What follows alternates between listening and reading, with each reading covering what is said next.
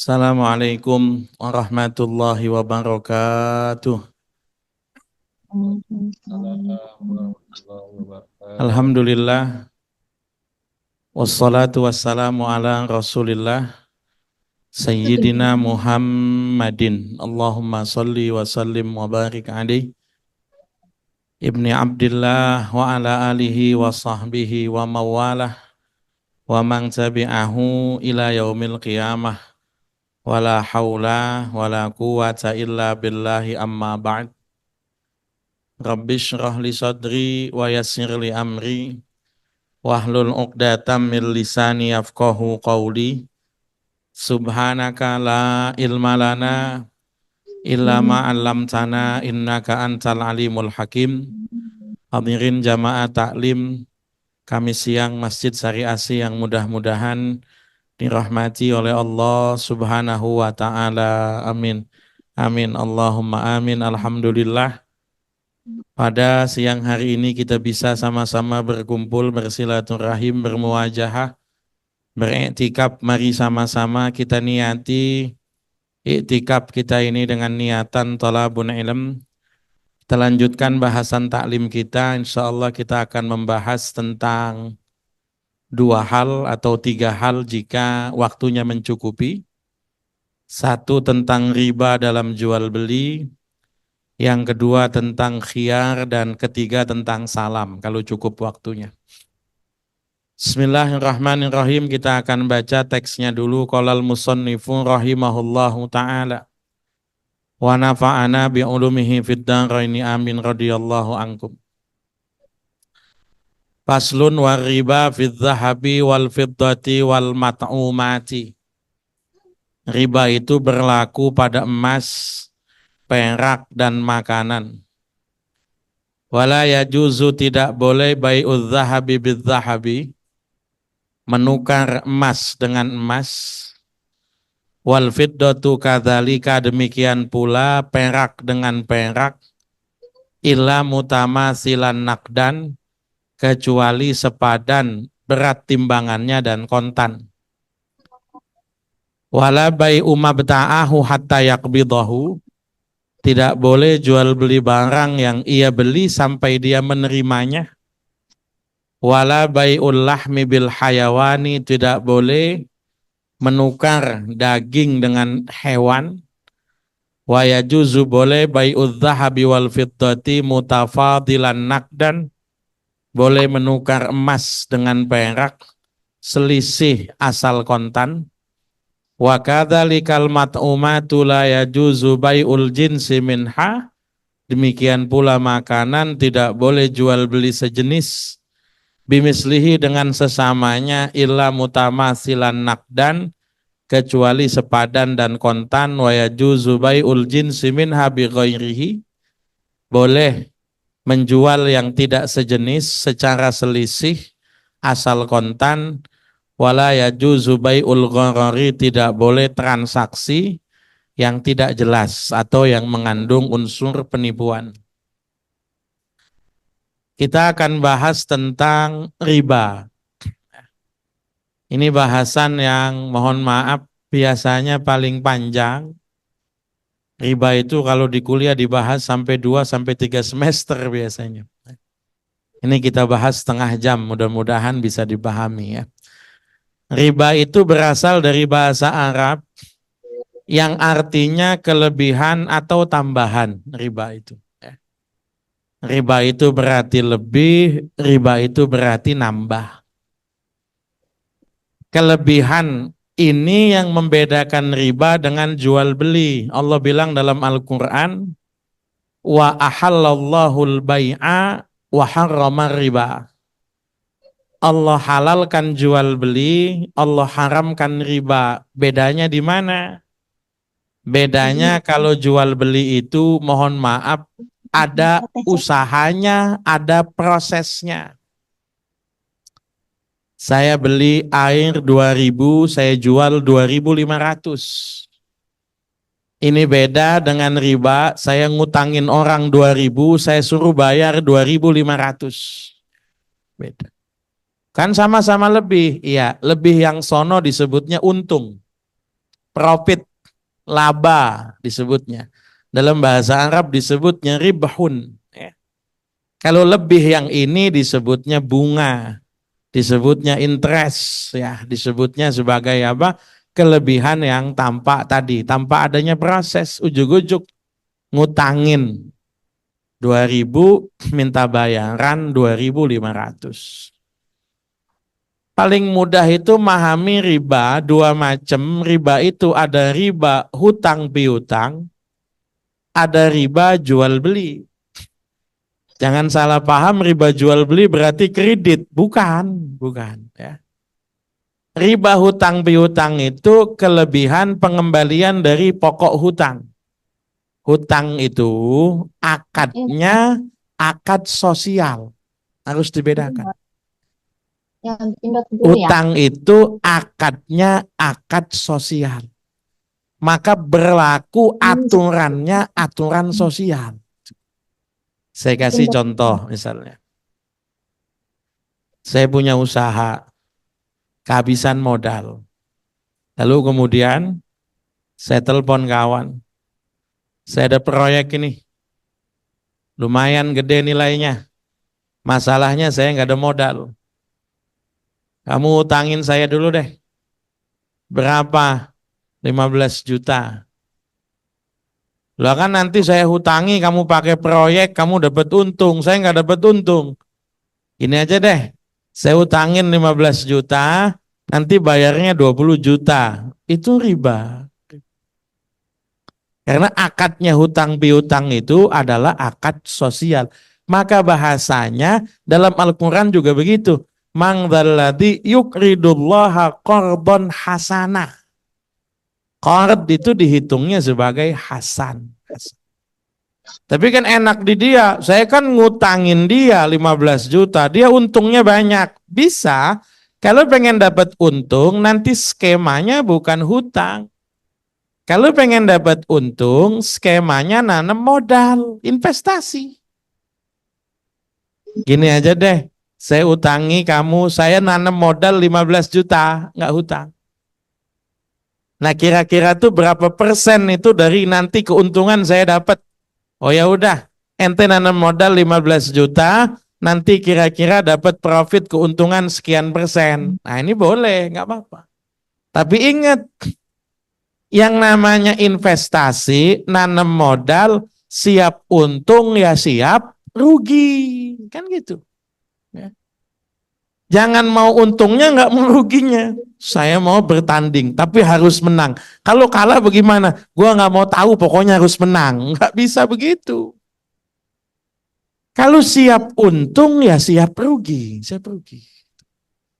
Kalau hutang, nggak peduli yang minjem itu untung rugi, bayarnya segitu kalau ngutang. Waduh Ustaz, proyeknya angus ini. Ya saya sih nggak peduli proyeknya angus, hutang tetap harus dibayar. Itu kalau hutang. Proyek dia nilainya sampai miliaran, ya bayar hutangnya 15 juta. Proyeknya hangus, ya bayar hutang 15 juta, sama. Tidak terkait dengan untung rugi seseorang, tidak. Tapi kalau investasi kan beda. Kalau investasi itu saya kasih 15 juta, nanti hasilnya berapa? Dari 15 juta misalnya hasilnya 15 juta lagi. 15 jutanya bagi 2 PT-PT. Saya dapat untung 7 juta 500. Ternyata dari 15 juta itu dapat untungnya hanya 5 juta. Saya dapat untung 2 juta 500. Ternyata dari 15 juta itu dapat untung hanya 100.000. Ya saya nanti dapat bagian 50.000. Tergantung besar kecilnya nilai keuntungan dari usaha itu. Ini yang makanya kemudian hutang itu, orang kalau hutang mungkin sudah berkali-kali kita bahas.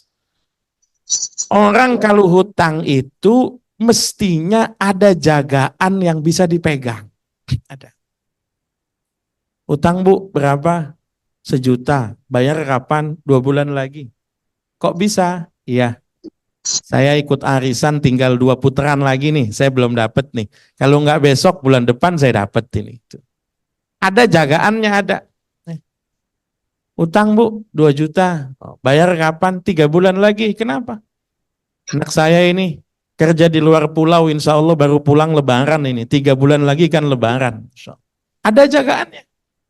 Utang bu berapa? 2 juta. Bayarnya kapan? Gimana Allah aja. Nggak bisa itu. Enak bener dia yang utang Allah suruh bayar. Nggak ada kaitannya. Ya. Nggak bisa kayak begitu. Jadi harus ada jagaannya. Makanya hutang itu kemudian kan dicatat.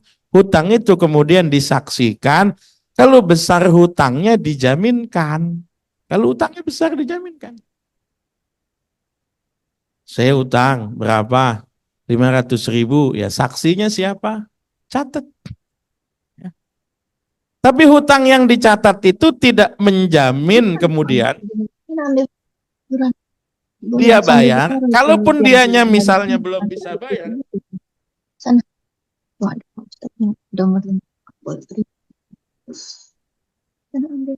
Saksinya kan nggak bisa ditagih bayar, nggak bisa. Ya. Ada orang hutang sama saya, saksinya Ustadz Faisal. Orangnya kabur nggak bayar, saya nggak bisa nagih Ustadz Faisal. Ustadz mana? Sini bayar, kan ente saksi. Loh saya cuma nyaksiin Ustadz, cuma nyaksiin. Nggak punya tanggung jawab bayar, nggak ada. Ya. Makanya Masya Allah itu. Ya. Orang itu kadang-kadang itu ngutangnya pinter dalil, nggak pengen bayarnya juga pinter dalil, pinter dalil. Saya zaman mondok itu, dalil yang saya hafal itu dalil-dalil hutang itu. Nah bisa dipakai buat modus ngutang itu kan. Kiriman udah habis. Datang ke temen, utangin dong. Nggak punya duit nih buat makan. Ente kan tahu. Kemarin kita belajar hadis, Nabi Isra Mi'raj. Nabi lihat di pintu surga itu. Pahala sodako 10 kali lipat, pahala hutang 18 kali lipat. Ini modusnya orang pengen ngutang ini, ya kan? Modusnya orang pengen ngutang itu. Nanti giliran ditagih belum punya duit, pinter juga dalilnya. Mana bayar utang belum punya? Gua nggak mau tahu, pokoknya bayar. Gua nggak punya. Terus gimana? Ya ikut Allah aja deh. Wa in kana dzu usratin fanadhiratun ila maisarah. Kalau yang ditagih belum punya duit, tungguin sampai punya. Kan gitu dalilnya. Orang itu makanya Masya Allah kadang-kadang ngutangnya dalil, nggak pengen bayar juga dalil itu kadang-kadang. Jadi apa namanya? Ngutangnya dalil, nggak pengen bayarnya juga dalil juga, sama itu. Ya. Lalu bagaimana? Tadi hindari diri dari hutang, kalaupun hutang itu besar, ada barang yang kira-kira bisa menjadi jaminan. Gadean begitu kan. Oke, hutang itu tidak boleh ada kelebihan pengembalian dari pokok hutang yang disyaratkan. Kalau tidak menjadi syarat, tidak apa-apa. Kalau tidak menjadi syarat, tidak apa-apa. Nabi itu kalau bayar selalu lebih. Nabi itu kalau bayar selalu lebih bayar. Misalnya mohon maaf Nabi hutang 9 dinar, kalau bayar 10 dinar. Kalau bayar. Orang ngomong, Nabi ini lebih ini. Apa jawab Nabi? Kata Nabi, khiyarukum ahsanukum qadaan. Orang yang paling baik itu adalah orang yang terbaik ketika membayar hutang. Ibu punya kawan, pengen tahu baik apa tidak, kalau dia utang, utangin. Nanti ketahuan, baik asli apa enggak, ketahuan. Ketahuan baik aslinya orang itu kalau dia punya hutang, ketahuan itu. Ya. Nabi itu kalau bayar hutang itu selalu lebih. Tapi kalau disyaratkan nggak boleh, jadinya riba. Hutang ya, iya, berapa? 2 juta, bayar kapan? 2 bulan lagi. Oke, saya hutangi ya. Tapi kamu harus kayak Nabi. Nabi itu kalau bayar hutang lebih terus. Kamu harus kayak Nabi. Jadi bayarnya 2.200.000 ya. Ini riba. Ini riba. Kalau tidak disyaratkan tidak apa-apa. Kalau disyaratkan tidak boleh. Ini riba hutang piutang. Clear ya, mudah dipahami, gampang. Lah bagaimana kalau nanti hutangnya jangka panjang? Ini yang agak repot itu. Kalau zaman dulu. Kalau zaman dulu mata uang itu pakai emas. Disebut sebagai dinar atau koin emas. 1 dinar itu 4,25 gram.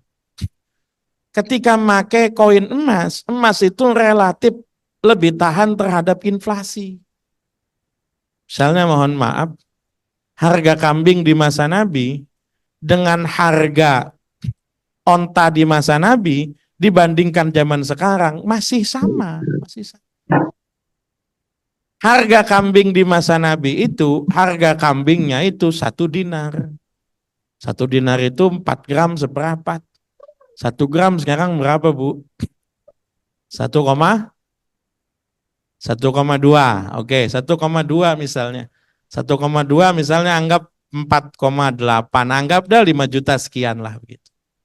Harga kambing yang gede di masa Nabi 5 juta, sampai sekarang masih 5 juta kalau kambing yang gede sama. Ya nggak naik, nggak turun. Ini harga kambing naik, Zat. Harga kambing naik itu kita ngitung pakai rupiah. Dulu kambing cuma 800.000, naik 2 juta, sekarang 4 juta. Coba ngitungnya pakai emas. Dulu kambing 4 gram, kemarin 4 gram, sekarang 4 gram. Segitu juga, sama. Harga sapi juga segitu. Harga onta di masa Nabi, onta yang standar itu 7 kali harga kambing. Kalau onta besar 10 kali harga kambing. Sampai sekarang masih sama itu. Jadi kalau zaman dulu orang hutangnya pakai emas, dibayar pakai emas, relatif aman. Kenapa? Tidak ada yang dizolimi, tidak ada yang dirugikan. Yang repot sekarang, orang hutang itu pakai uang kertas. Hutangnya tahun 2000, 1 juta buat hajatan. Bayarnya 2024, 1 juta juga. Zolim apa enggak kira-kira? Zolim lah. Saya nggak mau, pokoknya 1 juta aja. Kalau lebih riba, nanti kamu sama saya yang dosa. Ente bayar 1 juta, ente yang dosa. Zolim. Tahun 2000, 1 juta dibeliin bensin dapat berapa liter? Sekarang dapat berapa liter? Tahun 2000, di depan sini misalnya 1 juta bisa dibeli tanam 4 meter misalnya. Sekarang 1 juta semeter aja nggak dapat, gitu kan? Tahun 2000 misalnya 1 juta dibeli emas tuh dapat berapa? Sekarang dapat berapa? Kan begitu bedanya. Makanya kemudian ada sebagian ulama, tidak semuanya, banyak yang kemudian minta hitung kursnya emas. Banyak kalau hutangnya jangka panjang begitu ya. Oke, sampai sini sebelum saya jelasin riba jual beli, kalau ada yang mau ditanyakan silakan. Silakan ibu-ibu, ada yang bertanya? Ya, silakan.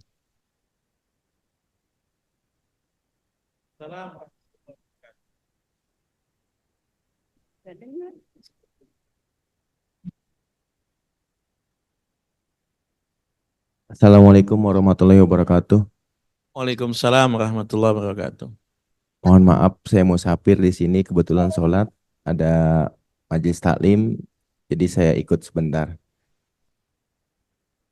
Ada ini Pak Ustadz mau nanya, kan kalau di kampung suka ada nih pohon itu digadaikan gitu. Apa digadaikan? Pohon. Pohon. Misalkan si A punya pohon durian 5 pohon, butuh buat biaya sekolah anak, itu digadaikan ke saya lah, misalkan ya saya, soalnya ini contoh di kampung sono, di kampung istri banyak yang kayak gitu Tan. Nah itu nanti hasilnya itu dikelola sama saya, itu gimana Tan hukumnya Tan, gade pohon kayak gitu. Makasih Pak Ustadz. Assalamualaikum warahmatullahi wabarakatuh. Assalamualaikum warahmatullahi wabarakatuh. Gadai itu patokannya adalah benda yang digadaikan punya nilai jual. Kalau bisa dijual, berarti bisa digadai. Patokannya begitu. Disebut kalau dalam fikihnya itu, wa kullu ma jaza bai'uhu jaza rohnuhu. Kalau bisa dijual, berarti bisa digadai. Pohon bisa dijual atau tidak? Bisa. Ketika pohon bisa dijual, berarti pohon bisa digadai. Cuma yang jadi masalah itu adalah ulama beda pendapat. Boleh tidak pemberi hutang mengambil manfaat dari barang yang digadaikan? Contoh nih, Ustadz Faisal gadai motor ke saya. Saya berikan hutang ke Ustadz Faisal gadai motor ke saya. Itu motornya saya pakai boleh atau tidak? Ulama kebanyakan bilang begini, motor itu tetap milik pemilik aslinya, pemberi hutang hanya punya hakul istifa. Hanya sekedar punya hak jaminan saja. Itu bukan hak milik, hak jaminan. Jadi seandainya hutang gagal bayar, motornya bisa saya ambil. Bukan berarti motornya bisa dipakai, bukan. Ya. Itulah kenapa di sebagian orang ketika gadai motor, bukan motornya yang ditaruh, tapi BPKB-nya yang ditaruh, kan begitu. Hanya sebagai jaminan hakul istifa. Jadi kalau gagal bayar, ini motornya bisa saya jual, kan gitu. Tapi seandainya dipakai boleh atau tidak? Pemakaian pribadi, ulama biasanya tidak beda pendapat. Ustadz Faisal gadaikan motor ke saya, motornya ditaruh di saya, motornya saya pakai. Ya pemakaian pribadi, saya pakai jalan kemana, taklim apa segala macam, nggak masalah. Cuma kalau saya pakai, nanti kalau motornya rusak, tanggung jawab siapa? Kan gitu. Bukan Ustadz Faisal yang pakai, saya yang pakai. Kalau rusak, itu tanggung jawab siapa? Misalnya mohon maaf, digadai motornya di saya. Belum jatuh tempo, motor saya pakai makan bakso ke depan, sampai sono motornya dicolong. Saya tanggung jawab atau gimana? Nah, makanya ulama kemudian ngasih rincian itu detail itu. Apakah diizinkan memakai? Kalau diizinkan boleh. Kalau nggak diizinkan berarti nggak boleh. Satu. Kedua, kalau bukan pemakaian pribadi, pemakaian yang sifatnya mendatangkan keuntungan ini gimana? Ustadz Faisal ngutang, gadaikan motor ke saya. Kalau motornya saya pakai, mungkin Ustadz Faisal santai aja. Nggak apa-apa Ustadz, pakai aja. Saya juga nggak pakai. Tapi kalau motornya saya sewain, motornya saya pakai ngojek gimana? Kan gitu. Karena saya dapat duit kan. Mulai ulama beda pendapat. Tapi kalau dalam madhab Malikiyah, biasanya asal ada perjanjiannya seperti apa. Kalau dalam madhab Syafi'i nggak bisa itu. Tapi kalau dalam madhab Malikiyah itu, asal ada perjanjiannya, maka nggak apa-apa. Misalnya, bapak tetangganya ngutang gadaikan pohon duren 5 pohon, kan gitu. Selama hutang belum dibayar, bapak berhak mengelola pohon itu, misalnya. Kalau ada perjanjian semacam itu, dalam madhab lain nggak apa-apa, nggak masalah. Kalau dalam madhab Syafi'i itu nggak boleh. Karena patokan kalau dalam madhab Syafi'i itu, hutang itu tidak mengambil keuntungan. Karena akadnya akad sosial, kan gitu. Ketika saya ngutangin, tapi pohon durennya kalau panen saya jual, itu kan berarti saya dapat keuntungan. Dalam madhab Syafi'i nggak bisa, dalam madhab lain bisa, nggak apa-apa ya. Mudah-mudahan bisa dipahami. Ada pertanyaan masuk ini. Satu, mau bertanya, kalau deposito di bank itu kan nanti akan dapat presentasi per bulannya. Misalnya kita deposit 30 juta. Dalam waktu 1 tahun, setiap bulan kita dapat 69.000 per bulannya dari bank. Itu gimana hukumnya, Ustaz? Assalamualaikum Ustaz. Menurut Darul Ifta Mesir, bunga bank hukumnya boleh dan tidak bertentangan dengan syarak. Kok bisa beda fatwanya ya? Oke ya, ini masalah. Sebetulnya saya belum bahas bunga bank ya. Saya baru bahas tadi pinjaman begitu kan. Oke, ya. Sebetulnya fatwanya belum fatwa Darul Ifta Mesir sebetulnya. Fatwa itu awalnya adalah fatwa-fatwa pribadi. Awalnya seingat saya itu fatwanya adalah fatwa Syekh Tontowi. Syekh Tontowi itu bukan ketika memfatwakan itu posisi terakhirnya adalah Syekhul Azhar, Grand Syekh beliau. Lalu kemudian difatwakan juga oleh Syekh Ali Jum'ah bahwa bunga bank itu halal, bunga bank itu halal. Ya. Tapi pertanyaannya apakah bank secara umum atau tidak? Ini fatwa pribadi, belum fatwa institusi. Ya. Jadi kalau disebut fatwa Darul Ifta, saya sendiri masih belum ngecek begitu ya. Tapi kalau di Indonesia, yang kita hitung adalah fatwa DSN, kalau di Indonesia. MUI itu kalau urusannya kaitan dengan finansial, ada yang namanya DSN, Dewan Syariah Nasional itu ya. Karena patokan ulama yang berhak berfatwa itu sebetulnya ya ulama setempat. Ada masalah di Karawaci ya jangan tanya masalahnya sama ulama yang ada di Mekah, jangan. Dia belum tentu paham masalahnya apa. Ya tanya kiai yang di Karawaci bagaimana patokannya. Ahlul balad adra bima fihi, kan begitu. Kaitan dengan bunga bank, kaitan dengan deposito, ya. Kaitan dengan deposito, apa hukumnya? Itu sebetulnya kembali pada deposito itu kan sebetulnya adalah penanaman modal, kan begitu. Deposito itu kan nanam saham. Deposito itu kan investasi sifatnya begitu. Uangnya tidak bisa kita ambil dalam jangka masa tertentu. Ketika diambil kita dapat pengembalian modal beserta hasil keuntungan. Yang jadi masalah, deposito di bank konvensional itu, yang jadi masalah adalah usahanya belum tahu, tapi profitnya sudah pasti. Ini jadi masalah tuh. Ya. Bunga sekian persen misalnya, macam-macam itu. Apalagi bank-bank digital. Bank-bank yang digital itu ada yang sampai ngasih 6%, ada yang sampai 7%, begitu kan ada. Tapi tentu ikut peraturan OJK, kan begitu ya. Nah, kadang-kadang ada yang sifatnya laba di muka, ada. Jadi laba di muka itu misalnya saya naruh 100 juta nanti dapat 100 sekian, sudah langsung sekarang saya ngasihnya nggak sampai 100, saya ngasih 90 sekian nggak diambil, tahun depan jadinya 100 juta begitu. Laba ngambil di muka itu bisa, hasil ngambil di muka. Ini yang repot orang kalau usaha tadi saya bilang, siap untung, siap rugi. Siap untung, siap rugi. Kalau profit diambil dari persentase modal, itu mohon maaf mirip dengan tadi bunga hutang piutang. Karena ngambilnya dari modal.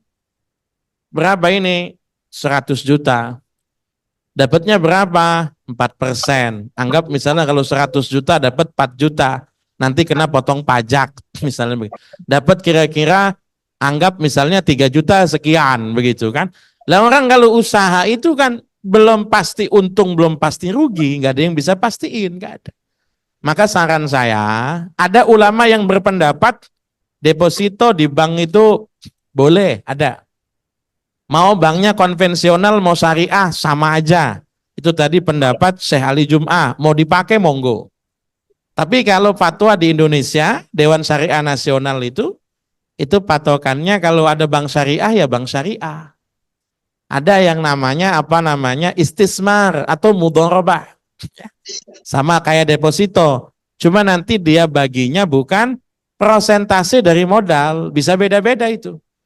Biasanya nyebutnya nisbah. Ada nisbah bagi hasil. Bank itu berapa persen, kemudian lagi penanam deposito berapa persen. Itu tidak fix tiap bulan. Sepengalaman saya begitu. Bulan ini dapat sekian, bulan depan dapat sekian, tidak fix. Jadi kalau punya dana lebih, bank syariah ada, lebih baik di deposito bank syariah. Meskipun saya nggak nutup kemungkinan ya bahwa ada ulama yang memperbolehkan, ada. Oke. Assalamualaikum Pak Kiai, semoga selalu berikan sehat. Alhamdulillah. Kemarin sore saya dapat kabar dari teman lama bahwa di daerahnya ada polemik suara toa masjid yang dikomplain sama seseorang dan mengancam akan nurunin toa tersebut. Jika pengurus tidak menutup suara sound atau toanya karena dianggap mengganggu hanya dia sendiri. Bagaimana kira-kira sebenarnya fungsi dari toa? Dan apakah benar sebagai salah satu syiar Islam? Ya kalau fungsinya toa pengeras suara lah kalau fungsinya toa gitu. Apakah menjadi syiar Islam? Ya tergantung yang disiarkan apa. Maka toa kalau dangdutan ya bukan syiar Islam begitu kan. Jika saya kasih contoh. Banyak kadang-kadang mohon maaf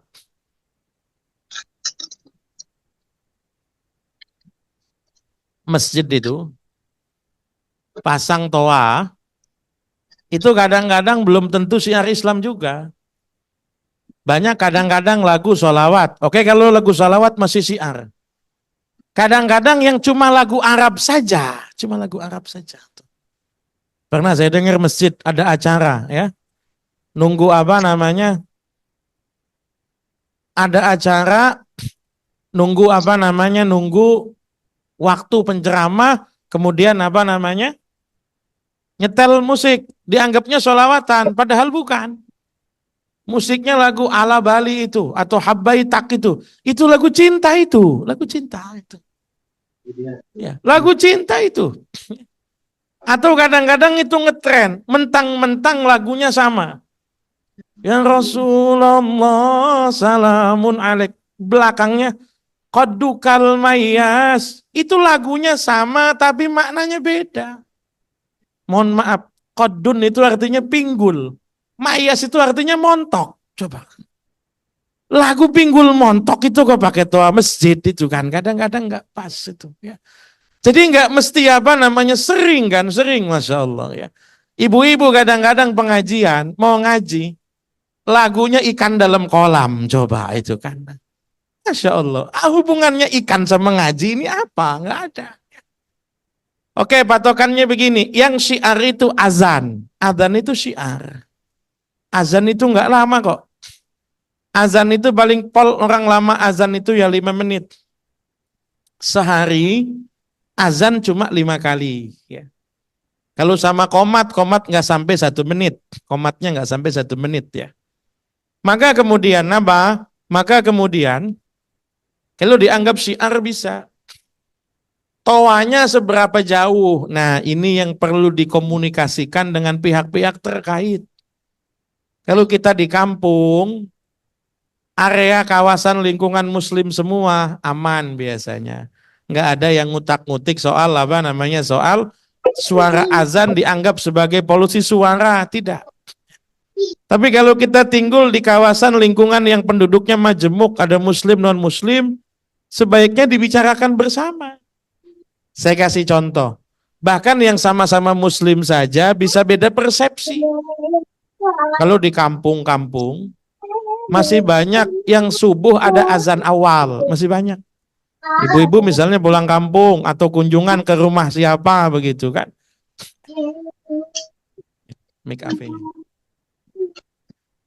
Kunjungan ke rumah siapa misalnya begitu kan. Ada azan awal, ya nggak apa-apa, nggak masalah. Memang sudah tradisi bertahun-tahun, nggak ada masalah. Tapi di kota pakai azan awal itu belum tentu orangnya itu. Ya. Di kota, azan awal itu belum tentu orang setuju itu, belum tentu. Saya pernah iseng-iseng azan awal. Yang datang ke masjid banyak. Mau ngomel, ya, banyak. Jam 3 pakai azan katanya gitu. Padahal sunnah. Jadi kita harus paham ya. Misalnya mau azan silakan. Misalnya komat silakan. Sholat. Nah, ini juga nih.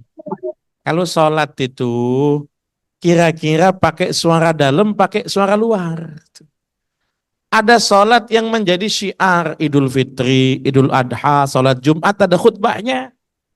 Pakai suara luar nggak apa-apa. Kalau kira-kira sholat rawatib, sholat harian itu ya dipikirkan bersama saja. Sholat harian misalnya pakai mic-nya mic dalam, misalnya begitu kan. Tapi kalau sholat Jumat, pakai mic-nya mic luar misalnya. Disepakati saja. Ya. Sebab banyak juga masjid yang ketika sholat rawatib, kemudian pakai apa? Kemudian pakai, kalau saya sederhana, disepakati bersama di lingkungan gitu saja ya. Jadi memang di masa Rasul saja, di masa Rasul itu Bilal, suara azan naik ke tembok pada saat azan. Yang syiar itu kan azan ya. Tapi Nabi ketika ngimamin kagak naik tembok, tidak begitu. Paham ya? Bilal ketika azan naik tembok, makanya dibikin menara nanti belakangan. Orang azan dari menara supaya suaranya sampai kemana-mana. Tapi Nabi ngimamin sholat itu nggak naik ke tembok. Sekarang juga imam ngimamin sholat nggak ada yang naik ke menara, tidak. Jadi syiarnya kan bisa kita pahami. Jadi make suara dalam atau suara luar itu nanti kebijakan lingkungannya saja bagaimana ya. Mudah-mudahan bisa dipahami. Tanya Ustaz. Ya, silakan Bu Haji. Nah, izin tanya Ustaz. Assalamualaikum warahmatullahi wabarakatuh. Assalamualaikum warahmatullahi wabarakatuh. Tentang riba tadi Ustaz. Ustaz katakan kalau kita usaha kan harus ada perjanjiannya yang jelas ya kalau sama-sama usaha. Tapi kejadiannya gini, pinjam uang ke saya, dia memang untuk usaha, untuk proyek, nggak ada perjanjian apa-apa. Tahu-tahu waktu mengembalikan uang itu dia kasih lebih, ini ada keuntungan sedikit gitu. Itu hukumnya gimana, Ustaz? Akadnya waktu memberikan uang sebagai apa? Pinjaman.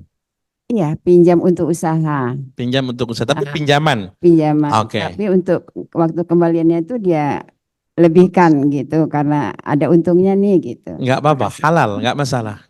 Kecuali kalau keuntungannya disyaratkan di awal.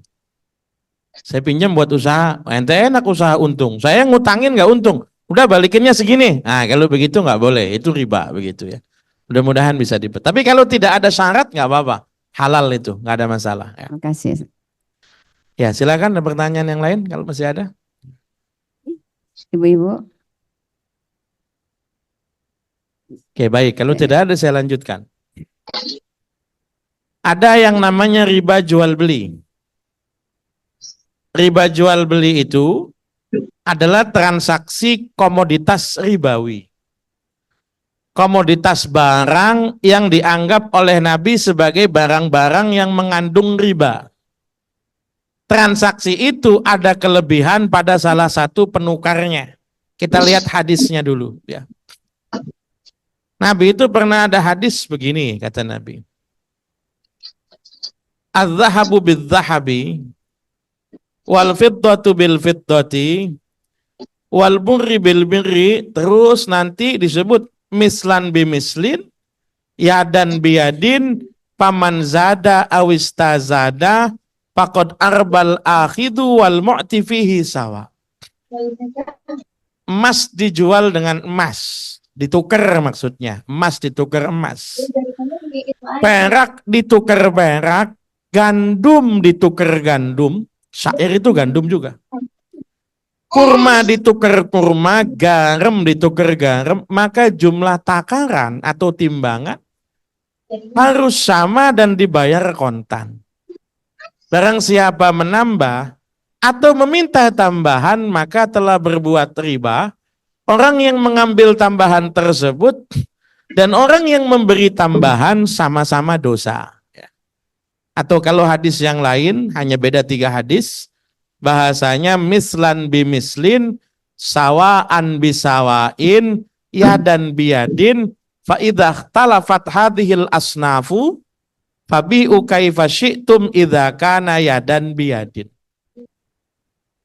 Penukaran ragam yang sama, jenis yang sama, makanan atau emas perak, antara dua macam yang ditukar timbangannya harus sama. Kalau timbangannya beda maka dihitung riba. Timbangannya harus sama, waktunya juga harus sama. Kalau waktunya beda, saya ngambil emasnya sekarang, saya kasih emas saya besok, itu juga dihitungnya sebagai riba, yang disebut sebagai riba nasi'ah. Contoh paling gampang. Mohon maaf, tuker beras. Ada kadang-kadang tukang beras keliling. Ibu tuker beras lama dengan beras baru. Kira-kira nilainya sama apa tidak? Kira-kira. Beda. Itu kalau ikut hadis, riba apa enggak riba? Riba. Nabi itu punya kebun kurma. Kebun kurmanya Nabi banyak. Ada kebun kurma Nabi yang di Fadak, nama daerah Fadak. Ada kebun kurma Nabi yang di Khaybar sama. Dan luas kebun kurmanya ini. Nabi dapat antrean panen kurma. Dapat berapa kantong begitu, berapa karung. Nabi cek. Nabi kaget.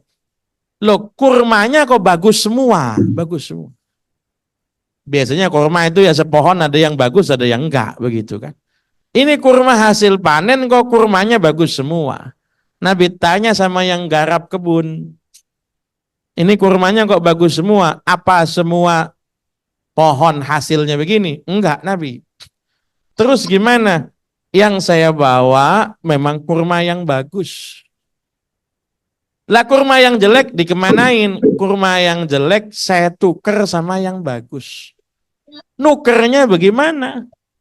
2 kantong kurma jelek saya tuker dengan 1 kantong kurma bagus. Nabi bilang nggak boleh, itu riba. Tapi ini kurma cakep Nabi, grade A, kualitas bagus. Ini kurma jelek Nabi. Nabi bilang tetap nggak boleh. Karena sama-sama kurma, sama-sama kurma. Saya kasih contoh sederhana misalnya. Beras apa Bu yang paling jelek? Beras apa? Beras Bulog paling jelek ya, beras Bulog paling jelek ya. Beras Bulog itu dijualnya berapa? 10.000. 10. Sekilo apa seliter? 10. Seliter 10.000. Oke, beras Bulog seliter 10.000.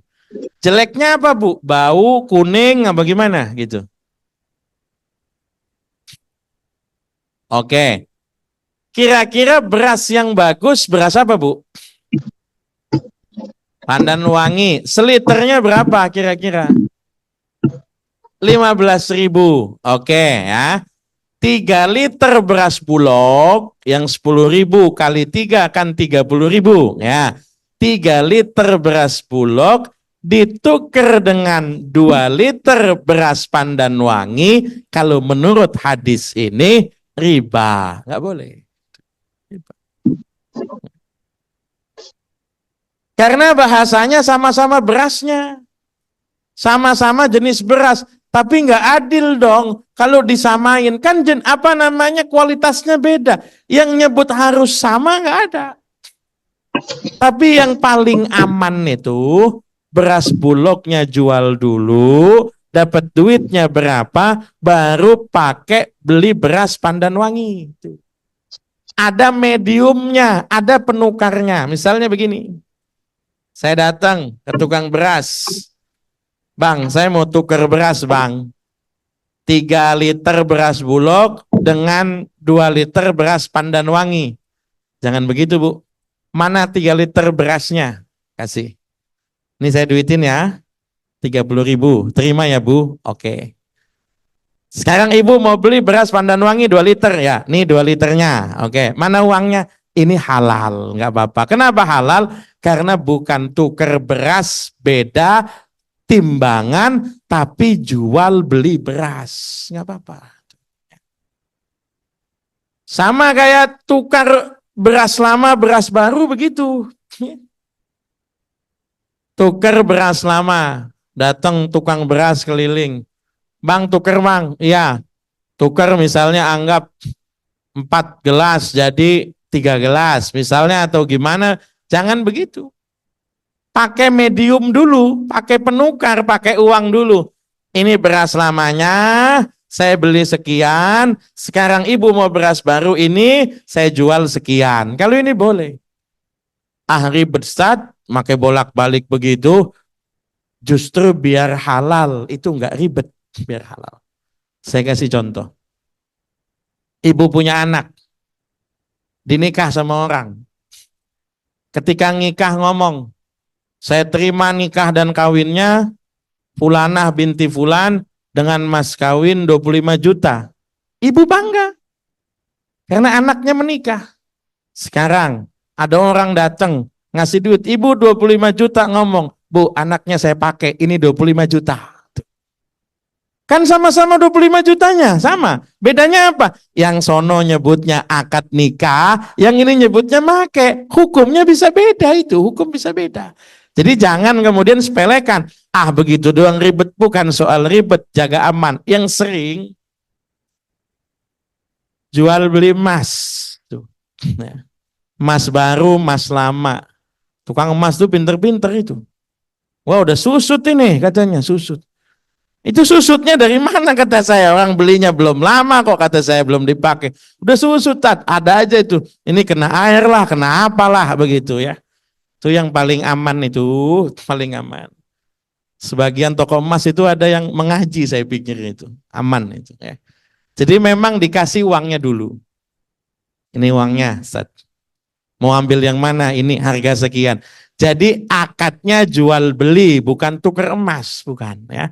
Kalau akadnya jual beli, maka hukumnya masih sah, nggak ada masalah. Jadi riba itu kalau kita skemakan begini. Ada riba qard, ini riba hutang piutang, pengembalian lebih dari pokok hutang. Ada riba bai, riba jual beli. Riba jual beli itu ada namanya riba fadl. Kelebihan pada kuantitas ukuran masing-masing barang. Beras 3 liter, ditukarnya 2 liter. Nah, itu riba. Ada namanya riba nasi'ah, transaksi jual beli atau penukaran barang yang sepakat diserahkan belakangan. Ya. Sama-sama sepakat, tapi nanti nyerahnya belakangan. Itu sebab bisa jadi ketika diserahkan harganya sudah naik, sudah berubah, atau harga sudah turun. Ada namanya ribayat, transaksi jual beli atau tukar barang yang serah terimanya mengalami penundaan, tapi tidak semua barang itu riba. Yang riba itu hanya emas, perak, bahan makanan. Kalau bukan emas, perak, bahan makanan nggak apa-apa. Misalnya mohon maaf begitu ya. HP iPhone ditukar sama Xiaomi 3 HP. Oh nggak boleh itu. Riba itu. Karena sama-sama HP. Oh tidak. Yang berlaku riba tidak boleh penukaran lebih. Itu hanya emas, perak, dan bahan makanan. Kalau di luar itu nggak apa-apa, nggak masalah. Ibu misalnya punya tas, tasnya branded begitu ya, tas baru bermerek, ditukar sama tas temennya, tuker deh, ya nggak apa-apa, tapi tukernya tas kamu 4 biji begitu. Oh nggak boleh, itu riba, nggak riba. Yang riba itu kalau penukaran lebih emas, perak, bahan makanan. Kalau bukan emas, bukan perak, bukan bahan makanan, tidak berlaku hukum riba ya. Oke, sebelum saya lanjutin, kalau ada yang mau ditanyakan silakan. Ada yang mau tanya ibu-ibu? Saya mau tanya Ustaz. Assalamualaikum warahmatullahi wabarakatuh. Assalamualaikum warahmatullahi wabarakatuh. Kami nih ibu-ibu sering gini Ustaz. Misalnya ada perhiasan, mau ganti model.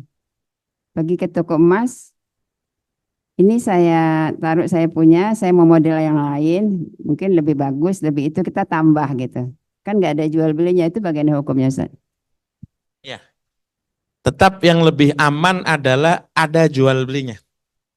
Ya, itu yang paling aman itu, ada jual belinya. Misalnya begini. Misalnya mohon maaf ini. Sama-sama beratnya 5 gram. Ini modelnya jelek, misalnya modelnya jadul, model lama begitu ya.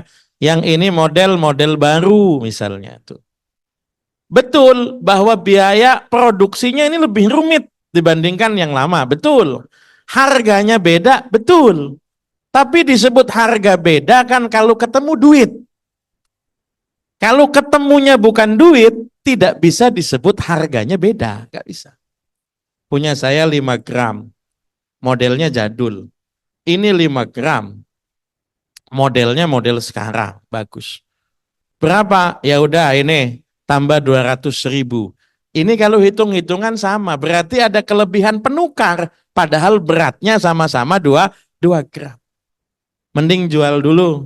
Ini jual 5 gram, lakunya berapa? 6 juta. Oke, terima uangnya. Ini berapa? 6.200.000. Tadi uang 6 juta tambahin 200. Itu yang paling aman. Atau kalaupun tidak diserah terimakan uangnya, disebut nilai harganya. Paling tidak begitu. Harga emas ibu ini 6 juta, harga emas 6.200.000, jadi tambah 200. Tapi yang paling aman tetap serah terima uangnya begitu. Itu yang paling aman ya. Mudah-mudahan bisa dipahami ya. Terima kasih Ustaz. Jadi selama ini banyak salah kami nih. Karena biasa kan naruh emas, Ya. ini saya mau tukar yang itu, nambah berapa gitu aja. Ya. Salah ya Ustaz ya? Sebetulnya disebut salah tuh kalau sudah tahu ya. Kalau belum tahu nggak ada hukumnya gitu ya. Kalau belum tahu nggak ada hukumnya ya. Terima kasih Ustaz. Ya, sama-sama. Berarti nggak boleh lagi. Pak Ustadz, Ya, silakan. Bismillahirrahmanirrahim. Assalamualaikum. Assalamualaikum tadi- warahmatullahi wabarakatuh. Tadi penjelasan nih Pak Ustadz bahwa yang berlaku untuk riba, emas, perak, dan makanan apabila terjadi penambahan lebih, itu tidak boleh. Berarti untuk KPR dan leasing mobil itu boleh. Gimana? Berarti untuk KPR dan leasing, ya KPR mobil, KPR rumah dan leasing itu bukan termasuk riba.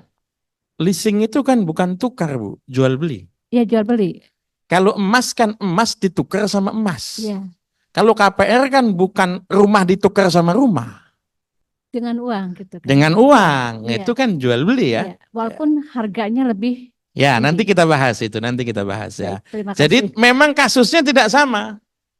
Kalau tadi kan beras sama beras gitu kan. Kalau leasing kan tidak. Saya ngambilnya mobil bukan mobil tukar dengan mobil, bukan. Tapi mobil tukar dengan uang. KPR juga sama, bukan ini rumah saya ya, tukar sama rumah kamu ya. Bukan kan. Tapi saya ngambil rumah kemudian bayarnya cicil ya. Nanti kita bahas ya. Oke ya, baik. Ada yang nanya, Assalamualaikum Ustadz, ingin bertanya jika saya pinjam uang ke orang lalu menagihnya. Pada saat saya nagih, tapi lebih galak yang minjam uang. Itu gimana cara menghadapinya? Ya jangan dipinjemin mestinya kalau udah tahu galak gitu kan ya. Kebiasaannya memang begitu. Tadi seperti yang tadi saya singgung di awal itu. Orang itu kalau lagi pengen ngutang itu baiknya Masya Allah. Tapi kalau sudah giliran dikit-dikit jatuh tempo itu, WA kita diblokir kadang-kadang itu ya. WA kita diblokir itu udah ya. Jadi patokannya bagaimana? Patokannya adalah satu, kalau kira-kira waktu itu ada jaminannya, maka kemudian jaminan itu yang kita pakai, jaminannya. Ya. Misalnya bagaimana? Misalnya pakai gadean misalnya. Ya nanti gadeannya dijual. Hasilnya seberapa, itu dipakai untuk bayar uang kita, gitu kan. Atau kalau tidak ada jaminan, ada jaminannya orang misalnya. Kalau jaminannya orang ya kita tagih yang menjamin itu. Udah utangin aja. Kalau dia nanti macam-macam, saya yang tanggung jawab. Ya orang yang ngomong tanggung jawab itu kemudian yang kita tagih. Ya. Kalau misalnya nggak ada jaminan, orangnya mampu atau tidak? Orangnya mampu. Kalau orangnya mampu dan tidak ada jaminan, sebetulnya bisa lapor polisi kalau hutangnya banyak, begitu kan? Lapor penggelapan hutang itu kan. Tapi kalau hutangnya cuma 100.000, 150 ya, ongkos polisinya lebih gede itu, gitu kan ya. Ya. Lalu apa yang kita lakukan? Bisa dua macam. Bisa diikhlaskan sudah. Ya. Tapi kalau belum bisa yakin ikhlas jangan. Seperti pernah saya cerita, teman saya punya kasus kayak begini. Udah capek, akhirnya ngomong, udah deh, daripada silaturahim kita putus, hutang saya ikhlasin. Hutangnya lumayan juga 25 juta diikhlasin. Habis diikhlasin, 2 minggu berikutnya, keluarga yang utang itu dapat gusuran tanah. Pakai umroh sekeluarga. Dia nanya, Ustadz gimana? Ya salah sendiri udah diikhlasin kata saya. Mau diapain? Makanya kalau belum yakin ya jangan diikhlasin, jangan. Atau yang kedua ada akad, namanya akad suluh. Akad suluh itu akad apa? Akad suluh itu akad damai. Misalnya begini, akad damai itu begini. Ada orang punya hutang. Hutangnya anggap misalnya 1 juta. Kita tagih-tagih nggak bisa-bisa. Akhirnya kita damai begini. Udah deh, daripada silaturahim putus, udah lama kenal gara-gara uang, lalu kemudian kita putus silaturahim, gini aja deh. Ente bisa bayar 500.000, hutang saya anggap lunas. Itu namanya ibro, damai. Pemilik uang menawarkan, menggugurkan sebagian hutang. Udah deh kalau 1 juta ribut mulu apa segala macam, ente bayar 500.000 aja deh. Daripada saya nggak dapat apa-apa, ente bayar 500.000 saya anggap lunas. Damai, nggak masalah, bisa, ya. Atau model damai yang kedua gini aja deh, ente kalau nggak punya duit, ente punya barang apa deh, kasih saya yang kira-kira harganya pantas-pantas sama utang itu, saya terima deh misalnya. Ya saya kalau uang nggak ada, tapi kalau mau sepeda ambil nggak apa-apa tuh misalnya tuh. Tapi dengan kesepakatan, bukan model penagih hutang main ambil TV orang aja, bukan. Ya dengan kesepakatan. Ini saya tagih lama ini, tapi kok ya udahlah. Ente punya barang apa yang kira-kira harganya? Kalau gadai kan sejak awal ditaruh itu. Kalau ini enggak, awalnya enggak ada kesepakatan apa-apa. Lalu kemudian ngomong, ya sudah, saya belum bisa bayar utang, tapi kalau mau itu ada sepeda atau ini ada jam tangan misalnya. Ya kalau harganya pantas-pantas sama utang bisa, kira-kira begitu. Ya. Ada pertanyaan berikutnya, Pak Kiai, bolehkah dalam sholat kita merasa kesal yang timbul akibat jamaah lain? Misal karena bunyi HP, atau juga karena jamaah depan kita sholatnya nggak bisa diem. Oh, sholat memang jangan diem, kalau diem nanti nggak sholat dia. Ya memang ada gerak-gerak terus, membuat kita nggak fokus. Nah, orang sholat merasa kesel, itu manusiawi. Kita misal lagi sholat begitu, imamnya lama bener, itu ya banyak yang kesel, itu banyak. Gitu. Coba sekali-kali misalnya, sholat maghrib, yang dibaca an-naba begitu kan, amma yatasa'alun begitu.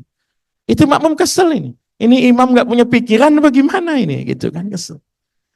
Orang sholat kesel itu manusiawi. Yang penting saat dia kesel, kewajiban tetap dilaksanakan.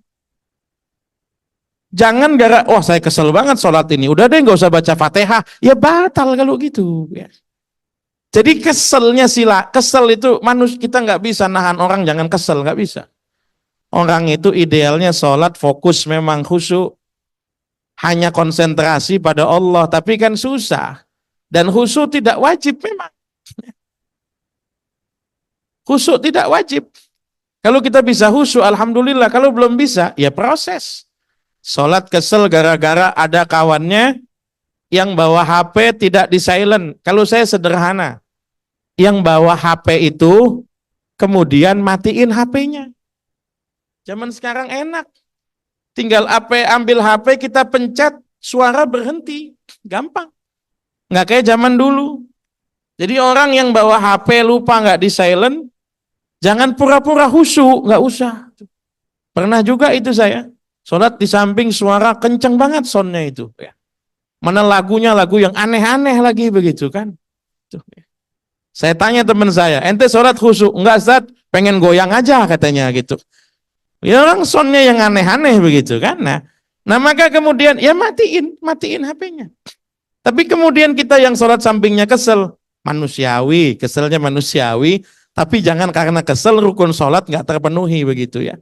Mudah-mudahan bisa dipahami ya. Oke, ada pertanyaan yang lain?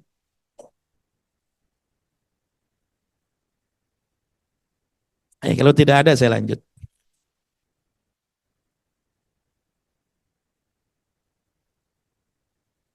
Nah ini jual beli barang ribawi. Kalau barangnya sejenis, tuker emas sama emas, tuker perak sama perak, tuker beras sama beras. Syaratnya dua, ukurannya sama, beratnya sama, timbangan sama, literannya sama misalnya, dan kontan. Harus selesai di tempat. Jadi kalau berasnya sekilo ya penukarnya sekilo lagi. Kalau emasnya 1 gram ya penukarnya 1 gram lagi. Kalau sejenis. Kalau tidak sejenis itu nanti syaratnya kontan gitu ya. Kalau tidak sejenis syaratnya kontan. Misalnya tuker emas sama perak, ya nggak boleh. Harus sama ukurannya, emas 10 sama perak 10. Ya jangan, kesian. Emas 10 gram harganya lebih mahal daripada perak 10 gram. Jadi kalau tidak sejenis, tidak sama ukuran nggak apa-apa. Yang penting kontan, transaksinya selesai di tempat. Oke. Kalau bab riba jual beli sudah bisa dipahami, saya akan bahas tentang jual beli kredit. Sebetulnya jual beli kredit itu tidak masuk dalam materi fikih lampau, klasik nggak ada. Nah di masa Nabi nggak ada orang jual beli kredit, nggak ada. Ada jual beli hutang, ada jual beli hutang. Pembayarannya tempo, ada. Misalnya Nabi beli onta. Kata Nabi nanti bayarnya di rumah. Nah, transaksinya udah selesai tapi nanti bayarnya di rumah. Bisa, nggak apa-apa. Nabi punya sahabat namanya Jabir bin Abdullah. Punya onta. Ontanya lambat. Jabir kesel. Dipecutin mulu itu ontanya. Nabi bilang, jangan, kesian. Udah deh, onta kamu saya beli. Jangan Nabi, saya beli ya. Kata Nabi 10 dinar saya beli. Oke, anterin ke rumah. Di rumah baru dikasih uang. Nggak apa-apa. Berarti kan pembayaran tidak langsung itu, tidak kontan. Nggak apa-apa. Mohon maaf. Jangankan jual beli. Mas kawin itu nggak kontan boleh. Nggak apa-apa. Saya terima nikah dan kawinnya Fulana binti Fulan dengan mas kawin 25 gram emas dibayar hutang. Boleh, nggak apa-apa. Silakan.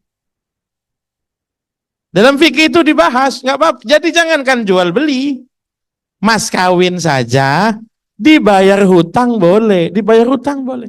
Tapi mohon maaf, ya. Istri belum wajib tamkin kalau mas kawin dibayar hutang, belum wajib. Malam-malam istrinya pulang ke rumah orang tua. Loh kamu kok pulang ini? Ya pulang, orang belum dibayar mas kawinnya. Nggak apa-apa, nggak masalah. Belum wajib tamkin karena mas kawin hutang gitu kan. Jadi di masa Nabi pembayaran hutang itu ada. Pembayaran hutang ada. Ya bisa dianggap kredit. Bisa. Kredit itu kalau tidak melibatkan pihak ketiga, biasanya kredit-kredit yang sederhana itu rata-rata kredit halal itu. Kredit panci, kredit kudungan, kredit baju, begitu kan. Apalagi ibu-ibu macam-macam dikredit. Kue lebaran, kacang mede, macam-macam dikredit itu. Ya kan. Apa aja dikredit begitu kan, Masya Allah. Tapi kan itu kreditnya memang hanya berlaku antara penjual dan pembeli, itu saja. Ya zaman dulu ya, orang yang bawa apa? Alat-alat dapur itu masih keliling itu, tukang kredit itu. Ya panci, ya macam-macam itu enggak ada masalah. Cuman di masa sekarang, leasing itu pihak ketiga. Pihak ketiga. Bukan cuma leasing. Lembaga-lembaga finansial, finance itu semua pihak ketiga, pihak ketiga. Saya beli rumahnya kan yang bikin kan developer, yang bikin rumah. Tapi yang kreditin rumah bukan developer, yang kreditin bank, berarti pihak ketiga. Saya beli motor di showroom, beli motor di dealer misalnya. Tapi kan yang kreditin bukan pihak showroom, bukan pihak dealernya, bukan. Yang kreditin pihak leasing atau pihak bank, kan begitu kan. Nah apa hukumnya transaksi pihak ketiga ini, apa hukumnya? Jika sesuai syarat-syaratnya boleh, nggak apa-apa. Jika sesuai syarat-syaratnya boleh, nggak apa-apa. Sifatnya namanya bukan hutang, sifatnya namanya pembiayaan. Nggak apa-apa, nggak masalah. Tapi syaratnya memang susah dilakukan. Contoh, kalau ngitung misalnya KKB ya. KKB itu kredit kendaraan bermotor, kan begitu ya. Kalau kita misalnya kredit motor, kredit mobil, kalau yang syar'i itu ya memang kita urusan motornya bukan dengan pihak dealer. Urusan motornya dengan pihak bank. Bank beliin motor, dijual lagi ke kita. Kan begitu. Jadi kita urusannya nggak ada sama pihak dealer. Kita urusannya sama pihak bank, sama pihak finance. Itu nggak ada masalah. Tapi kalau selama ini yang terjadi kan bukan. Dealernya dealer mana? Ambil aja. Pokoknya nanti sekian. Ini surat-suratnya. Kan begitu. Ya. Jadi yang terjadi itu, yang kalau syar'i itu sama saja begini. Saya misalnya beli HP. Beli HP dari Tang City. Seharga 2 juta. Saya jual lagi ke ibu 2.500.000. Kan boleh, nggak apa-apa, nggak ada masalah. Tapi ibu urusannya bukan sama pihak Tang Siti. Ibu urusannya sama saya. Nggak masalah. Ya. Kalau misalnya KPR juga sama. KPR itu kita nggak ada kaitannya sama pihak developer, tidak. Banknya yang kemudian urusan sama developer, kita urusan sama pihak bank. Kalau modelnya yang semacam ini nggak apa-apa, nggak masalah. Yang masalah tuh sebetulnya satu. Ketika gagal bayar, motor mobil ditarik, rumah disita. Jadi kemarin saya beli apa nyewa, begitu loh ya. Ini motor, saya beli. Motor ini saya beli, motornya kan berarti milik saya. Buktinya STNK atas nama saya. Buktinya BPKB atas nama saya. Cuma memang belum diserahkan karena belum lunas. Aman, nggak ada masalah. BPKB ditahan karena belum lunas, nggak ada masalah. Yang masalah itu ketika gagal bayar motor ditarik loh. Berarti saya kemarin beli apa nyewa, kan gitu. Jadi kredit itu kalau tidak gagal bayar, sebetulnya secara fikih itu tidak terlalu bermasalah. Masalah itu ketika gagal bayar itu masalah. Ketika ditarik itu berarti seolah-olah, ya, ketika ditarik itu berarti seolah-olah itu kemarin saya masih nyewa, seolah-olah begitu. Ya. Jadi kalau misalnya kredit tidak gagal bayar, secara fikih tidak bermasalah. Karena begini, kalau secara fikih itu, sengketa barang yang belum selesai, antara pihak penjual dan pihak pembeli harus menghitung nilai yang sudah dikeluarkan pihak pembeli. Harus. Saya kredit nih, udah separuh jalan, udah lewat separuh harga. Itu kalau motor ini misalnya jadi milik berdua, saham saya 50% di sini. Misalnya begini, ibu-ibu, kenapa kalau suaminya beli macam-macam harus pakai surat nikah? Kenapa? Suaminya beli rumah lagi, Bu. Kira-kira ibu harus tahu atau tidak? Harus. Siapa tahu ntar buat istri muda gitu kan. Harus tahu. Enggak, aturan pemerintah memang begitu. Suaminya beli rumah, istrinya memang harus tahu. Beli tanah, istri harus tahu. Beli apartemen, beli mobil. Makanya nanti nyantumkan apa namanya, surat nikah dan kakak. Nyantumkan itu. Kenapa begitu? Karena nanti dalam hukum positif ada yang namanya harta gono gini. Ketika terjadi perceraian, dihitung saham suami istri, dihitung saham, kan begitu kan? Saya kasih contoh. Saya beli rumah, patungan berdua dengan adik saya. Harga rumah anggap 600 juta. Uang saya 300, uang adik saya 300. Saya nggak bisa jual rumah tanpa sepersetujuan adik saya, karena dia punya saham di sini.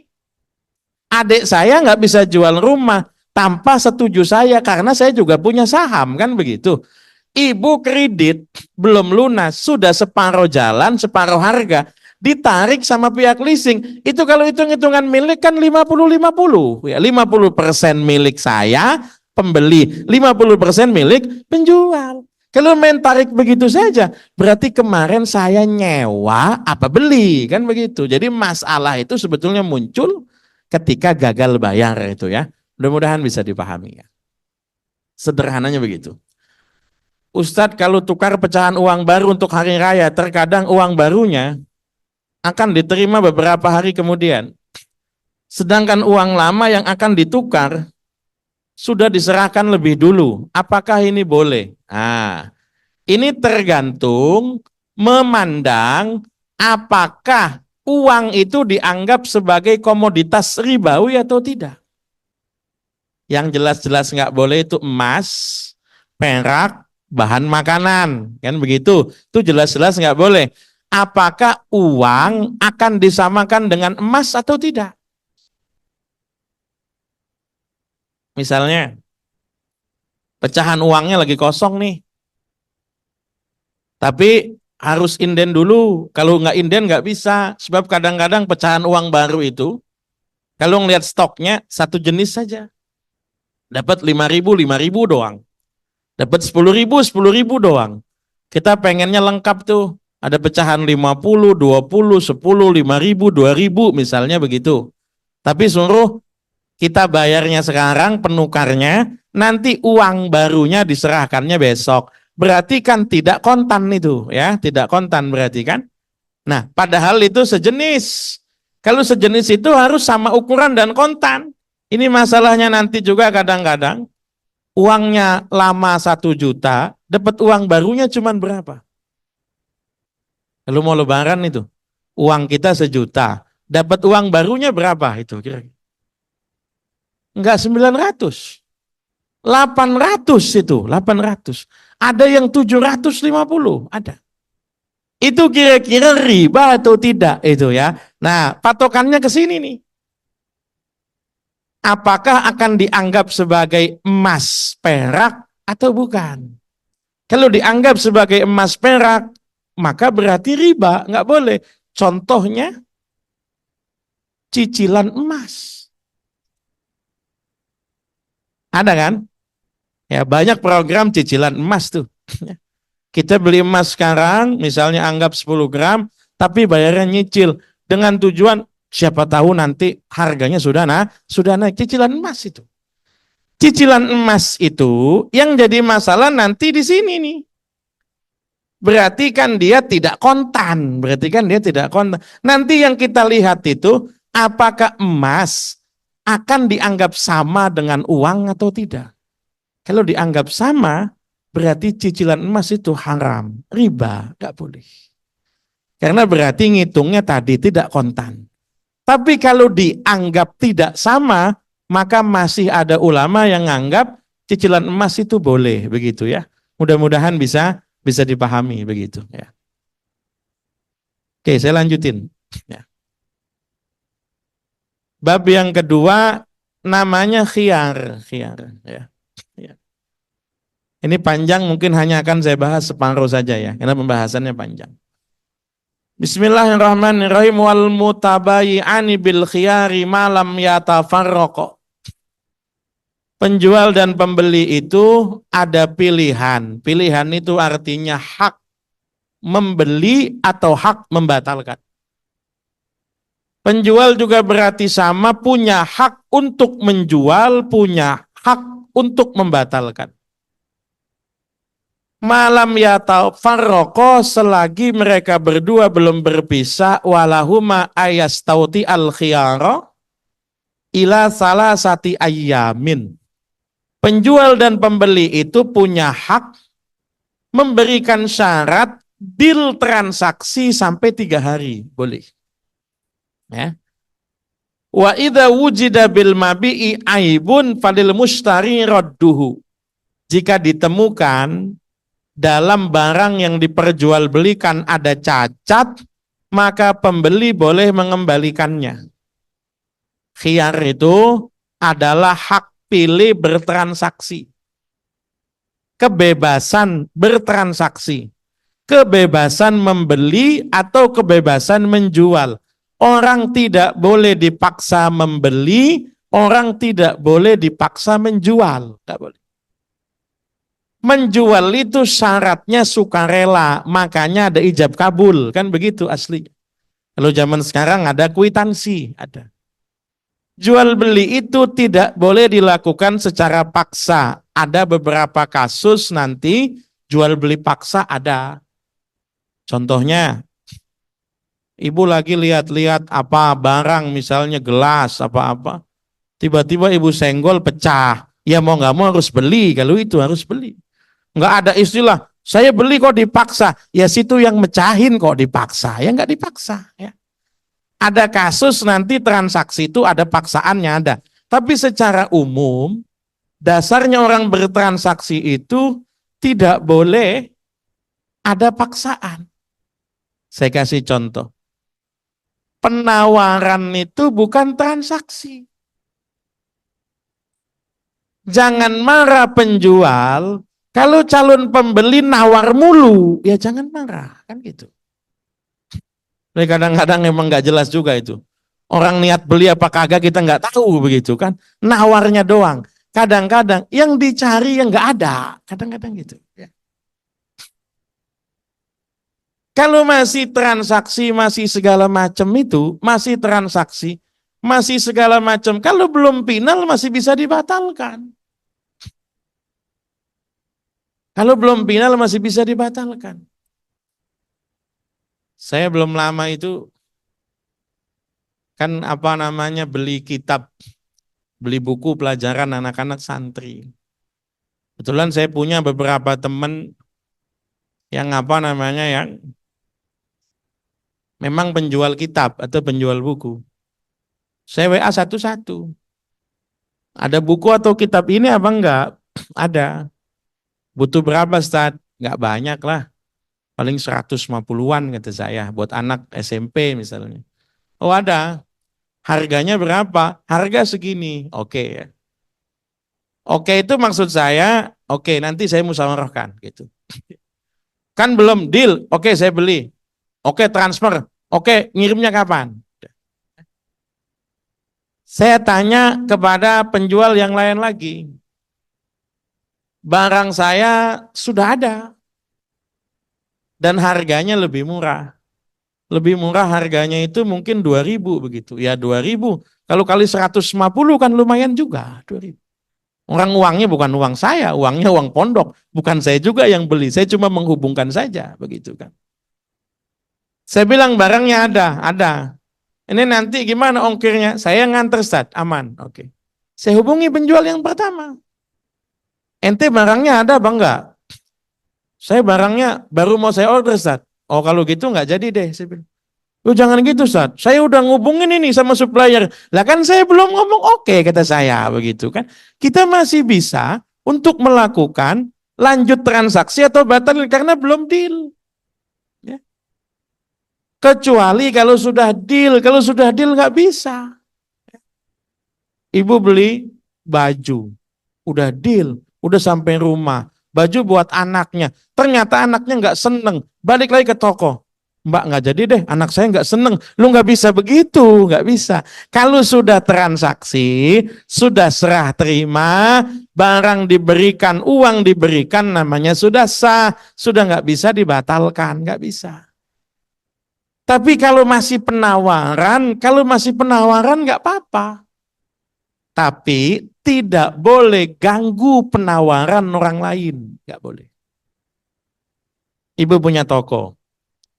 Di samping ada 2 orang yang lagi tawar-menawar. Gaunnya berapa ini? 400.000, kemahalan. 200 nggak dapat. 300 deh, nggak dapat. Kalau mau 350. 330 deh. Beda 20.000 aja kata saya gitu kan. Enggak 350 kalau mau begitu kan. Tiba-tiba ibu yang toko samping ngomong, Bu, sini 320 Bu. Enggak boleh ini, enggak boleh.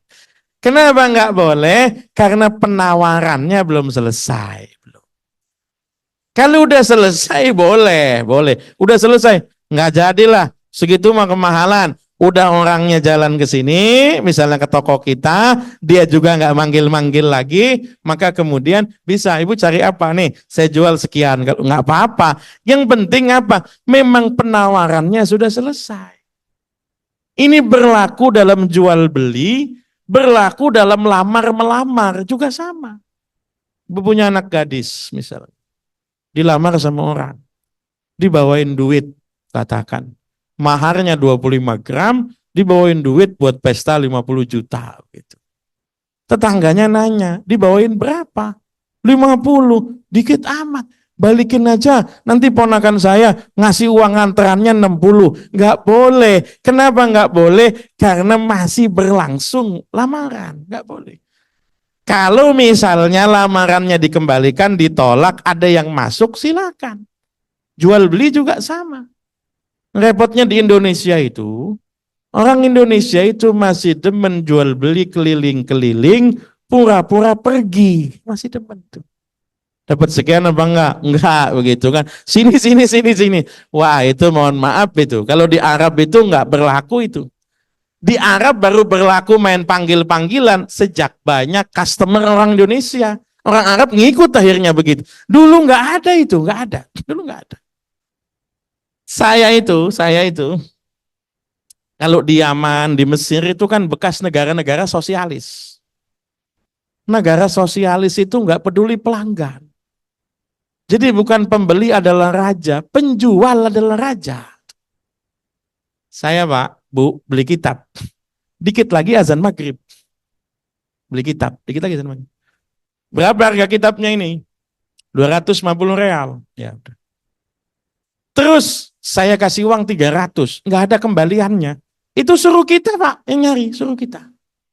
Saya bilang saya juga nggak ada. Ya udah kalau gitu nggak jadi. Kamu besok kesini aja, pakai uang pas katanya. Ya sudah, saya bilang sini, saya cari kembaliannya dulu, udah.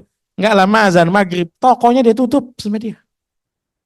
Saya bilang nih tokonya ditutup, tapi kan saya butuh kitabnya buat ngaji. Ya sudah kitabnya ambil. Kalau nanti saya nggak bayar gimana? Ya urusan kamu sama Allah lah, bukan urusan saya katanya. Kata saya kok enak bener hidup kayak begini itu. Ya enak bener. Itu negara saya, kalau kita kan enggak. Begini enggak terima, pura-pura jalan, ntar dipanggil-panggil lagi. Drama mulu orang jual beli itu kan repot ya. Tapi selagi belum deal transaksi, berarti masih bisa batalin, masih boleh nggak apa-apa. Tapi kalau sudah deal, itu nggak boleh.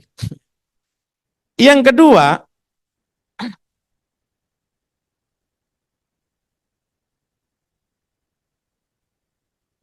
ada namanya khiyar syarat.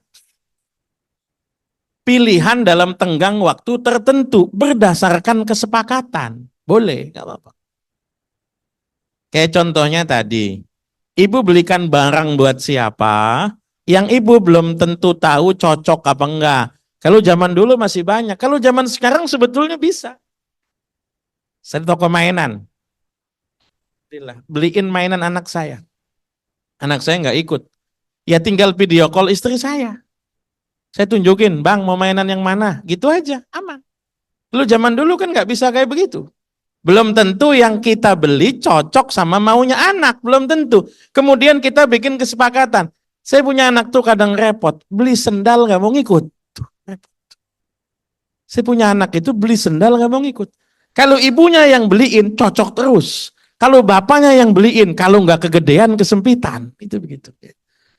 Makanya saya selalu bilang itu, ada saya punya toko sendal, saya bilang, ini saya beli buat anak saya, istri saya lagi repot, kata saya.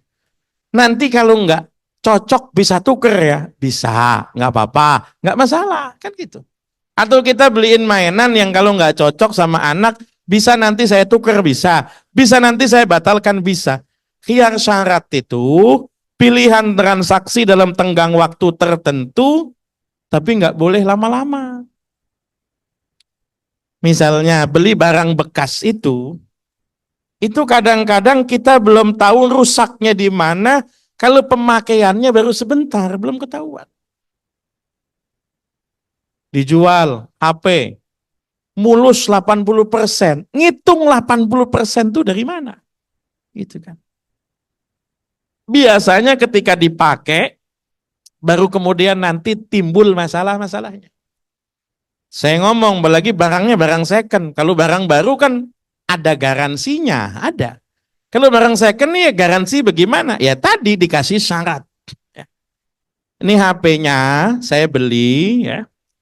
Harganya saya cocok, tapi saya DP-in dulu. Dalam waktu 3 hari, kalau kemudian tidak bermasalah, saya lunasin. Kalau dalam waktu 3 hari kemudian bermasalah, nanti anggap saja sewa HP 3 hari berapa, gitu saja. Harga HP misalnya 2 juta, misalnya secondnya, saya bayar 500.000 tanda jadi, ini rumah saya, KTP saya ini, silakan, saya pakai 3 hari. Supaya tahu rusak-rusaknya di mana ini. Bener nggak sesuai dengan janji deskripsinya saat jual apa enggak, gitu kan. Udah tuh saya beli, baru dapat sehari kameranya ngehang, asal dipakai foto, motonya sedetik, nyimpennya 2 menit. Wah ini repot ini, kayak begini. Nggak bisa dipakai video. memorinya penuh, sudah kita hapus tapi tetap penuh aja, begitu kan. Nah, ada cacat-cacat yang di dalam penawaran nggak disebutkan itu. Maka nanti sesudah 3 hari saya ngomong, ini kok cacatnya begini, begini, begini, begini, begini. Ini gimana? Anggap sajalah saya yang rental HP kamu 3 hari berapa? Misalnya sehari 50.000, 150, 350.000 balik. Nggak apa-apa, yang penting ada kesepakatan. Sama kayak tadi, beliin baju buat anak, kalau misalnya nggak cocok ya dibalikin. Ya nggak apa-apa, tapi nggak boleh lama-lama. Maksimal 3 hari. Saya beli HP-nya ya, ini saya pakai dulu sebulan ya, nanti kalau cocok saya bayar. Enak bener sebulan ya. Nggak boleh, kalau kelamaan nggak boleh. Kalau 3 hari itu, 3 hari masih boleh. Karena biasanya nanti ketahuan itu ya, mulai rusak-rusaknya bagaimana ketahuan ya. Oke, sebelum saya lanjutin, kalau ada yang mau ditanyain silakan.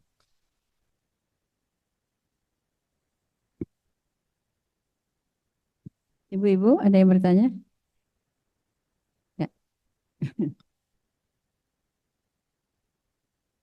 Saya tanya Ustaz. Assalamualaikum warahmatullahi wabarakatuh. Yang Ustadz katakan tadi kan jual beli tidak boleh menawar kalau belum selesai gitu. Kalau itu sistemnya itu gimana kalau di pelelangan ikan itu? Kan tawar yang satu nawar lagi, satu nawar, itu apa boleh nggak Ustaz? Kasih. Ya. Tidak boleh menawar ya, atas tawaran orang itu kalau dalam jual beli biasa. Nggak boleh. Transaksi biasa itu memang transaksi 1 per 1 orang, begitu kan. Tapi kalau transaksi lelang memang boleh, memang sejak awal namanya sudah lelang, begitu kan. Nabi pernah melakukan lelang, pernah. Ada yang namanya bai'ul muzadah. Jual beli dengan cara lelang itu dulu begini. Ada orang, ya, itu hutangnya banyak sekali, sahabat yang soleh sekali, orangnya soleh baik sekali, tapi tiba-tiba ngalami kerugian bisnis, hutangnya banyak sekali, hutang dengan aset, banyakkan hutang. Anggap misalnya mohon maaf, hutangnya 1 miliar, asetnya cuma 100 juta. Tuh. Bangkrut. Orang yang bangkrut itu diumumkan sama Nabi, nanti hartanya disita sama Nabi, diakuisisi, disita. Saya kasih contoh. Misalnya saya bangkrut, saya pailit. Saya punya hutang sama si A 100 juta, sama si B 200 juta, sama si C 700 juta, total 1 miliar. Si A 100 juta, si B 200 juta, si C 700 juta, total 1 miliar. Nggak bisa bayar. Sementara saya nggak punya rumah, nggak punya apa, saya cuma punya mobil yang harganya paling kira-kira 100 juta, paling kira-kira. Nggak bisa nanti si A langsung ngambil mobil saya, nggak bisa. Cocok ini. Kamu kan punya utang 100, harga mobil kan 100, cocok sama. Sudah mobil saya ambil. Loh kalau mobilnya diambil si C dapat apa? Nggak dapat apa-apa. Nanti mobilnya itu di masa Rasul, mobilnya diambil sama Rasul. Zaman Rasul nggak ada mobil ya. Aset yang lain, kebun misalnya, rumah, onta atau yang lain itu diambil, nanti dilelang sama Rasul. Dilelang itu tujuannya apa? Tujuannya supaya dapat harga yang pantas. Sebab mohon maaf, orang kalau lagi butuh, jualnya rata-rata jual rugi. Begitu. Saya banyak utang, udah pokoknya biar cepat aja deh. Laku berapa nggak apa-apa, udah. Itu harganya nggak ada. Nah, dilelang itu tujuannya supaya kelihatan harga pasarnya berapa. Sesudah dilelang, nanti hartanya dibagikan sesuai rasio. Misalnya ternyata laku 100 juta. Si A dapat 10 juta, ngitung rasionya sama. Si B dapat 20 juta. Si C dapat 70 karena tadi dia 100, 200, 700 gitu. Di pelelangan ikan juga sama. Memang namanya pelelangan. Turun misalnya ikan tuna. turun misalnya 1 kuintal, dilelang, berapa nih? Ikan tuna 1 kuintal, oh saya berani 1,5 juta, saya 1,600,000, nah nggak ada masalah. Karena sejak dari awal memang transaksinya disebut jual beli lelang, nggak masalah itu ya. Yang nggak boleh kalau transaksi personal, orang per orang kita masuk, ganggu penawarannya dia, ini nggak boleh ya. Mudah-mudahan bisa dipahami. Kasih, Ustaz. Ada pertanyaan yang lain? Kalau tidak ada, karena khiyar aib ini agak panjang bahasannya ya. Saya takut nggak selesai ya, khiyar aib agak panjang balasannya. Nanti khiyar aib insya Allah kita bahas di Kamis depan bareng dengan apa namanya transaksi salam. Insya Allah kita bahas di Kamis depan ya. Sama-sama kita tutup dengan doa. Sebelum doa kita istighfar 3 kali. Astaghfirullahalazim. Astaghfirullahalazim. Astaghfirullahalazim. Bismillahirrahmanirrahim. Alhamdulillahirabbil alamin. Hamdan yuwafi ni'amahu yukafi'u mazidah. Ya Rabbana lakal hamdu kama yanbaghi li jalali wajhikal karim wa 'azimi sultanik. Allahumma salli ala sayidina Muhammadinil fatihi lima uglik wal khatimi lima sabaq nasiril haqqi bil haqq wal hadi ila siratikal mustaqim. Sallallahu alaihi wa ala alihi wa ashabihi haqqa qadrihi wa miqdarihil azim. Allahumma lakal hamdu syukra wa lakal mannu fadla wa anta rabbuna haqqa wa nahnu abiduka riqqa wa anta lam tazal li zalika ahla. Allahumma ya muyassir kulli asir wa ya jabir kulli kasir wa ya sahiba kulli farid wa ya mughniya kulli faqir wa ya muqawwiya kulli ta'ib wa ya ma'mana kulli makhif yassir alaina kulla asir fataysirul asiri alayka yasir. Allahumma ya man la yahtaju ilal bayani wa tafsir hajatuna ilaika kathir wa anta alimun biwa basir wa khabir. Rabbana hablana min azwajina wa dhurriyyatina wa talamidhatina qurrata ayuni waj'alna lil muttaqina imama. Rabbana hablana minas solihin. Rabbana atina fid dunya hasanah wa fil akhirati hasanah wa qina azabannar. Sallallahu ala sayyidina Muhammad wa ala alihi wa sahbihi wa sallam. Da'wahum biha subhanakallahumma wa tahiyyatuhum biha salam wa akhiru da'wahum alhamdulillahi rabbil alamin. Assalamualaikum warahmatullahi wabarakatuh.